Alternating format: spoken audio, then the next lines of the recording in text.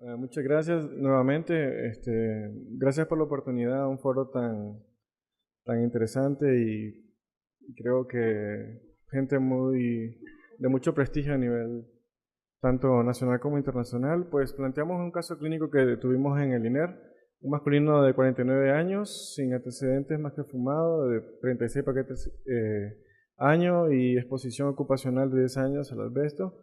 Tenía clínico-degenerativas y quirúrgicos en mitelectomía. Se presentó como derrame pleural en el 2013 para diciembre. Para junio del 2014, biopsia toracoscópica, cuyo reporte de patología fue mesotelioma epitelioide, patrón tubular, carretinina y citoqueratinas positivas, T2-NXM0, pues se estadificó con un PET con ganglios paratraqueales superiores e inferiores, prevasculares, subcarinales de 10 milímetros con 2.4 unidades sub, que es lo más relevante, pues reacción inflamatoria que marcó captando 1.7 y el engrosamiento pleural propio, ¿no? Con esta tomografía y con los antecedentes previos y la toma de biopsia, se le inició quimioterapia en 4 ciclos con prometracel cisplatino. Se estadificó nuevamente con PET y con mediastinoscopía y EUS. Todo fue negativo para esta fecha. Y en noviembre del 2014 se le planteó cirugía. Se le ofertó pleurectomía de corticación extendida. Al 12º día, por fuga aérea persistente, se mantuvo la sonda 12 días y se retiró sin eventualidades. El reporte de la patología con infiltración de la neoplasia del mesotelioma hacia el diafragma. Se mantuvo la estadificación y recibió radioterapia en el INCAN 56 Grace. Este es el seguimiento para enero del 2015, una cavidad residual apical, pues esperable por la decorticación, y plantea 14 meses de seguimiento sin recurrencia el paciente. Estable. Esta es la última tomografía para marzo. Bueno, como les planteé de previo, un tema difícil para el manejo de pacientes por todo lo que implica y por el ambiente para el paciente, el familiar, para el médico, para el oncólogo, para el cirujano, y la sobrevida muy precaria, la metodología de la revisión. Obviamente es baja frecuencia de tumor, la biología es muy agresiva, muy agresiva, y el pronóstico muy precario. La incidencia se planteó un pico en Europa para el 2020, que es donde hay políticas de restricción de empleo de asbesto para las construcciones y para diferentes estructuras, y algo que nos plantea mucho es el TNM y los estadios clínicos que son factibles de cirugía por encima del T3, que es el que más o menos determina la estadificación en estos pacientes, no tanto el N. Serían candidatos a cirugía. Pues eso es relativo. Ahorita vamos a plantear algunos aspectos sobre la selección de pacientes que es importante. La sobrevida oscila entre 21 y 12 meses en dependencia del estadio. Y como ya comentó el doctor, siempre cuando lo estudias clínicamente y lo operas, el estadio clínico tiende a aumentar en estos pacientes. Como es una patología muy complicada, se han hecho muchos intentos de manejo, neumonectomía extrapleural, se inició quimioterapia de adyuvancia, terapia trimodal. Para el 2011, un estudio bien diseñado, que tal vez no se llevó a cabo dicha metodología, planteó la utilidad de la cirugía en el contexto de este tipo de pacientes. Viendo de que la cirugía tal vez no beneficiaba tanto, eso lo plantearemos luego en la plática, y actualmente pues se están llevando muchos estudios o ensayos clínicos para inmunología, anticuerpos monoclonales que aumentan la sobrevida, particularmente en pacientes en estadios avanzados. Pues como plantea el doctor, no se comparan estadios tempranos versus estadios tardíos. ¿Cuál es el papel de la cirugía como tal en el manejo de estos pacientes? Pues cirugía sola versus no cirugía o radioterapia aumenta la sobrevida en este grupo de pacientes. Un estudio publicado en el 2015 de una gran base de datos de SEARS de 14.000 pacientes. Pues miraremos luego cómo se desglosa bien este grupo de pacientes. Pleurodecorticación con neumonía extrapleural versus cirugía en todo el grupo de pacientes, con una P significativa, tendencia a mejorar la sobrevida. Esto lo miraremos luego. Esta patología es difícil, muy difícil, muy complicada el manejo, y como miran, el pronóstico es muy precario. Entonces la cirugía como tal en el contexto de la modalidad o del abordaje trimodal de abordaje es importante y impacta positivamente en el pronóstico de estos pacientes.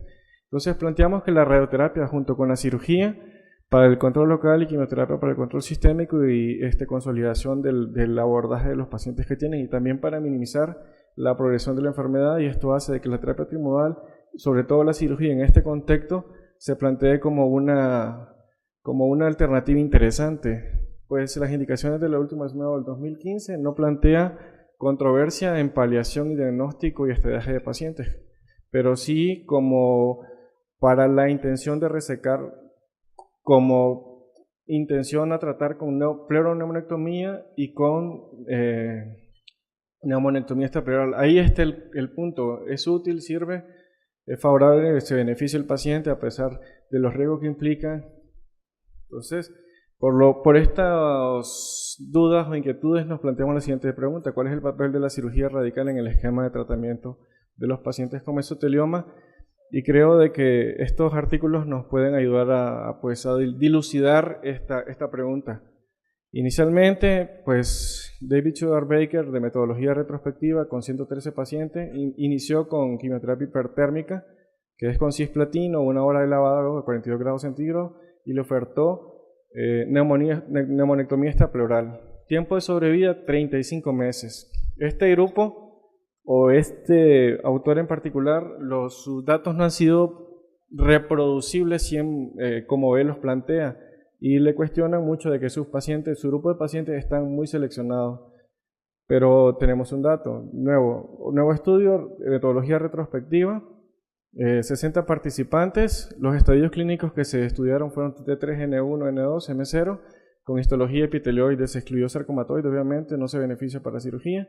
Se le ofertó neumonectomía. Pues la tabla de reclutamiento de pacientes. En este estudio en particular de Mar de Perrot, la quimioterapia de inducción no tuvo impacto en el tiempo de sobrevida. Todo el grupo, los 60 pacientes que se evaluaron, la sobrevida fueron 14 meses.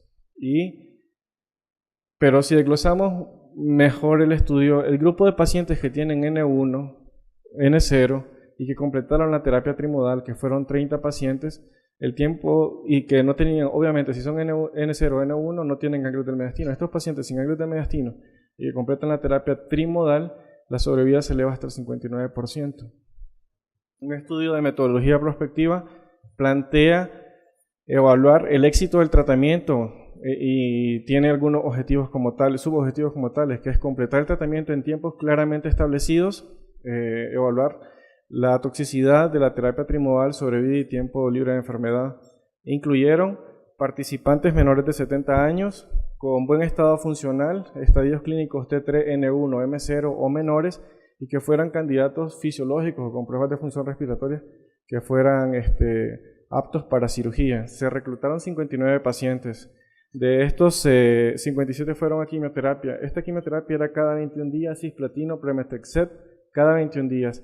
Entre el día 21 y el día 60 de terminada la quimioterapia se le ofertó la cirugía. La cirugía ofertada fue neumonectomía. Una vez terminada la neumonectomía, entre el día 30 y el día 80 más o menos, se le ofertó radioterapia de consolidación. Esa fue la metodología en virtud del consor que plantearon. La metodología fue prospectiva, multicentro y con 57 participantes. La sobrevida de todo el grupo de los pacientes reclutados fueron 18.4 meses y el tiempo libre de enfermedad 13 meses. Pero el grupo en particular que completó la terapia trimodal, que fueron 37 pacientes, en un tiempo medio de 184 días, la sobrevida de estos grupos de pacientes fueron 33 meses.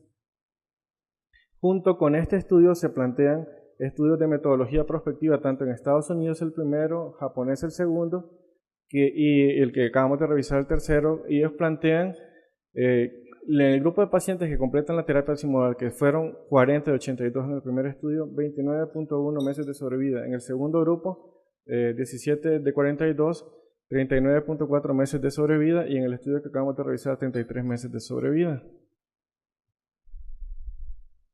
Acá, Valerie Rush, en un estudio publicado en el 2012 de metodología retrospectiva multicéntrico, que incluyó 3.101 pacientes con diferentes estudios, planteó de que en el mejor estadiaje, en el T1, la mortalidad era similar en los grupos, pero si subdividimos la tabla, el paciente que tenía estadio temprano y que se le ofertaba pleuroneumonectomía, la sobrevida se elevaba hasta 40 meses. En el resto de los grupos, las curvas se cruzan y las P no son significativas. Entonces, en el resto de los grupos tal vez no se beneficia tanto la cirugía como en este grupo. Pues este estudio inició cierta controversia entre si es pertinente o no el empleo de la cirugía como parte de la terapia trimodal o como esquema de tratamiento en los pacientes con mesotelioma. Es un estudio muy bien diseñado, pero que el diseño no fue plenamente llevado a cabo como se hubiese querido. Si la metodología del diseño hubiese sido completada o efectiva, probablemente hubiese dejado claro muchísimo de lo que hasta ahorita estamos en controversia. Pues planteamos algunas debilidades que tuvieron en este reclutamiento. Pues no completaron el reclutamiento de los pacientes. Los autores del MARS plantean de que requerían 670 pacientes para evaluar diferencia entre cirugía o no cirugía en los pacientes. Solo registraron 112 pacientes y de estos 112 solo 50 fueron aleatorizados. Un brazo a cirugía, otro brazo no a cirugía. Esta es la tabla de reclutamiento del brazo que iba a cirugía. Fueron 24 pacientes, de los cuales solo se operaron 16 pacientes y 8 recibieron terapia trimodal o consolidación con radioterapia. Entonces sus conclusiones están basadas en 16 pacientes y solo 8 recibieron radioterapia. La quimioterapia no fue estandarizada, tienen 4 esquemas diferentes de quimioterapia. No aportan datos entre el tiempo de inicio de la quimioterapia y la cirugía. Idealmente el tiempo tiene que ser lo más temprano posible determinada la quimioterapia para iniciar la cirugía en este grupo de pacientes. Y también tuvieron violaciones al protocolo. 3 pacientes que estaban en el grupo de no cirugía pasaron a neumonectomía y uno de ellos fue operado en una institución que no estaba autorizada por MARS, por la asociación MARS, para operar, y este paciente falleció por disfunción orgánica múltiple. La mortalidad del estudio fueron 18% de los casos. Estudios prospectivos en el mismo tiempo oscilaban tasas de mortalidad entre 0 y el 5%. Y encima la violación del protocolo que les planteé. Entonces esas son las debilidades que a nuestro parecer tiene un estudio bien diseñado pero que no se llevó a cabo de la mejor manera. Por lo que encontré en los estudios que planteo, creo que los pacientes con etiología epitelioide, estadios tempranos, que sean candidatos fisiológicos a resección pulmonar, que el estado funcional sea adecuado, que tengan ganglios mediastinales, se benefician de la resección completa sin dejar enfermedad residual, ya sea con pleurodecorticación o neumonectomía. La sobrevida en estos grupos seleccionados, obviamente, impacta positivamente en la sobrevida de estos pacientes. Ya definimos si la cirugía en el contexto de la terapia trimodal era pertinente. Entonces, ¿cuál sería en este caso para el cirujano la mejor intervención que nosotros podíamos ofrecer al paciente? Creo que sería como verlo, pues, o sea, ahorita vamos a definir pleurodecorticación extendida, es quitar la pleura parietal, quitar la pleura visceral, macroscópicamente toda la enfermedad evidente, incluyendo diafragma y pericardio. Neumonectomía extrapleural es la resección en bloque de la pleura parietal, visceral, pulmón, pericardio y diafragma. Cualquiera de las dos cirugías, la neumonectomía extrapleural es la cirugía más grande que tenemos en cirugía de tórax. Mucha morbilidad, es laboriosa, técnicamente exigente, es la cirugía más grande, pero la pleurectomía de corticación uno tiene que ser técnicamente muy habilidoso. Es muy difícil liberar la pleura visceral completa sin tanta lesión al parénquima pulmonar. Entonces cualquiera de las dos opciones implica agresión al paciente y necesitamos ver cuál es la mejor opción que el paciente tiene. Y la reconstrucción siempre es con malla al pericardio y al diafragma y toda esqueletizada las lesiones. Entonces, Raja Flores en una metodología retrospectiva plantea de que con 663 pacientes intenta dar respuesta a cuál es la mejor cirugía para estos pacientes. Ojo que en este estudio la edad, el estadio clínico y la terapia multimodal tiene P estadísticamente significativos entre los grupos. lo cual nos haría pensar de que los grupos, hay diferencia entre los grupos y que no serían comparables, pero aparte, pero él plantea datos muy interesantes, pues la sobrevida en los pacientes y el estadio temprano, la sobrevida se eleva muchísimo con P estadísticamente significativa, y en la segunda tabla vemos que los pacientes que se les oferta pleurodecorticación tienen diferencias estadísticamente significativas al grupo que se les oferta neumonectomía. Raya Flores también lo plantea en estudios, los desglosa en estadios clínicos, en estadios tempranos. Hay cierta tendencia hacia que la pleurodecorticación es mejor en virtud de sobrevida que la neumonectomía extrapleural. Obviamente la P no le dio estadísticamente significativa, pero puede ser un factor de N. Hay mucha tendencia, las curvas no se cruzan y tal vez solo le hizo falta de muestra al investigador para completar para demostrar esa superioridad para pleurodecorticación.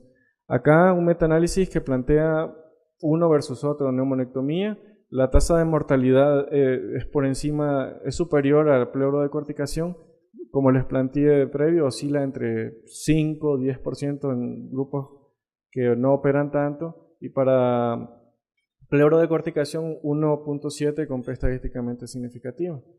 Acá no hay diferencia en la sobrevida en los dos grupos entre pleurodecorticación versus neumonectomía, y existe una tendencia a que la pleurodecorticación tenga una mejor sobrevida en 17 estudios en el metaanálisis antes planteado. Y con metodología retrospectiva nuevamente se trae a colación el estudio de Valery Rush del 2012, donde él mira de que los pacientes que se le oferta pleuro, es uno de los estudios que soporta el hecho de ofertar neumonectomía extrapleural en estadios tempranos. Pero en general la tendencia es que la pleurodecorticación sea superior a la neumonía extrapleural. Entonces, oferta menor mortalidad, menor movilidad, similar sobrevida o mejor. Entonces, en general se le debiese ofertar al paciente pleurodecorticación extendida para impactar positivamente en la sobrevida de los pacientes. Y como conclusiones, yo creo de que una adecuada selección de pacientes, bueno, yo y lo que acabamos de revisar, una adecuada selección de pacientes, como ya lo hemos planteado, completar la terapia trimodal y tener estrategias que impacten positivamente en completar la terapia trimodal en tiempos establecidos y ofertar pleuroneumonectomía deben de ser pues las condiciones que creo que pueden mejorar el impacto en la sobrevida de estos pacientes. Bueno, muchas gracias.